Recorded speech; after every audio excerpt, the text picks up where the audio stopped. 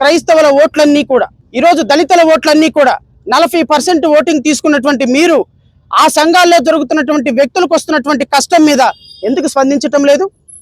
ఎందుకు స్పందించటం లేదండి? మీరు దళిత క్రైస్తవుల సమస్యల మీద మీకు అవసరం లేదా? ఒక నలుగురిని ఢిల్లీ పంపించేశారా?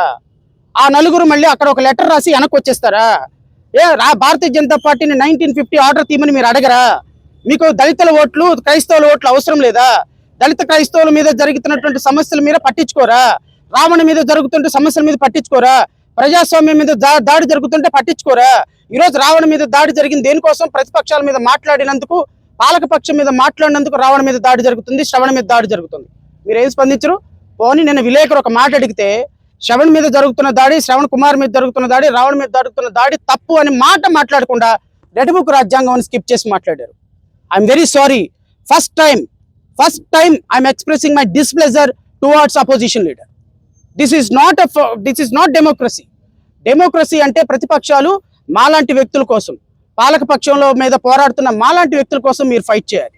ఈరోజు చంద్రబాబు నాయుడు, ఈరోజు ప్రభుత్వంలో ఉన్నటువంటి వ్యక్తులు, ఈరోజు రఘురామకృష్ణంరాజు, ఈరోజు deputy chief minister Pawan Kalyan ఈరోజు ప్రజాస్వామ్యాన్ని అనగదొక్కుతుంటే, ప్రజాస్వామ్యం కోసం పోరాడుతున్న జర్నలిస్టుల్ని ఈరోజు కేవీఆర్ అక్కడ అరెస్ట్ అయిపోయినాడు, 14 రోజులు రిమాండ్. మీ జర్నలిస్ట్ సోదరుడు ఈరోజు రావణ్ అరెస్ట్ అయ్యాడు. మళ్ళీ ఇప్పుడు మచిలీపట్నం పోలీసులు తీసుకెళ్లారు. మీరు మాత్రం నిమ్మకు నీరు ఎత్తినట్టు కూర్చొని ప్రెస్ మీట్లు పెడుతున్నారు. What is this? ఈరోజు ప్రజాస్వామ్యం ఇంత కష్టంలో ఉంటే మీరు మీ పొలిటికల్ మాత్రమే మాట్లాడతారా అని ప్రజలు అనుకుంటున్నారు. నాకైతే చాలా బాధ అనిపించింది. I'm very sorry. ఈరోజు రావణ్ పక్కన నేను లేకపోతే, మా పార్టీ లేకపోతే, మాది ఎంత పార్టీ అండి? గట్టిగా 4 అడుగులు వేస్తే కోలుపడిపోయే పార్టీ. 4 మాటలు మాట్లాడితే మేము ఈ రూమ్లో వినపడిన పార్టీ. మాలాంటి వాళ్ళమే ప్రాణాలకు తెగించి పోరాడుతుంటే 5 సంవత్సరాలు ముఖ్యమంత్రిగా ఉన్నవారు మీరు పోరాటం చేయరా? మిగతా రాజకీయ పార్టీలు మద్దతు, మీడియా రంగానికి మద్దతు ఇవ్వరా? ఒక ప్రశ్న రావణ్ లాంటి ఒక వ్యక్తి దళిత క్రైస్తవులు సభకు వచ్చి మాట్లాడి ఈరోజు కష్టం పడుతుంటే మాట్లాడరా? ఎవరి కోసం మాట్లాడాలి? ప్రభుత్వం మీద మాట్లాడాలి, పవన్ కళ్యాణ్ మీద మాట్లాడాలి, ప్రభుత్వం మాకు చేస్తున్నటువంటి అన్యాయం మీద మాట్లాడాలి.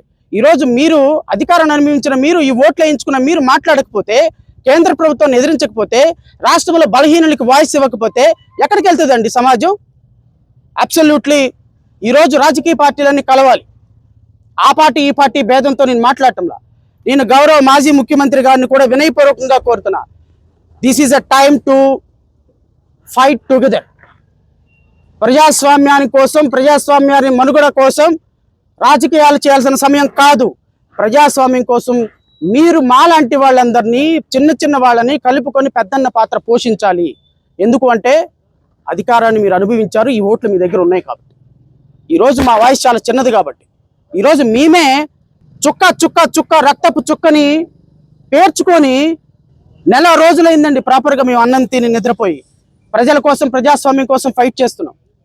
ఈరోజు రాజకీయ పార్టీలకు ఉన్నటువంటి మీరు ఈరోజు రావణ్ చిన్న పిల్లండి, 8 సంవత్సరాల పాప, వాళ్ళ భార్య, తల్లిదండ్రులు, and what kind of treatment that people are giving?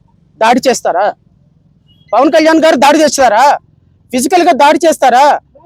500 మంది కోడిగుడ్లు రాడ్లతోటి దాడి చేస్తారా? ఇదా మీ డెమోక్రసీ? దీనికోసం మీకు హోమ్ మినిస్టర్ కావాలి? దీనికోసమా క్రిమినల్స్ని కాళ్ళకి కాళ్ళు, కీళ్ళకి కీళ్ళు విరక్కొట్టేటువంటి గౌరవ ఉప ముఖ్యమంత్రి గారు మీ జన సైనికులు కోడిగుడ్లు, రాళ్ళు, రప్పలతోటి ఈరోజు దాడి చేశారు. వాళ్ళ కాళ్ళు కీళ్ళు విరక్కొడితే చూడాలని ఉంది సార్ మీకు. వాళ్ళకి యోగి ఆదిత్యనాథ్ ట్రీట్మెంట్ ఇస్తే చూడాలని ఉంది సార్. వాళ్ళకి మీద కేసులు కట్టి ఇదే పోలీస్ స్టేషన్లో రిమాండ్ పెడితే చూడాలని ఉంది సార్.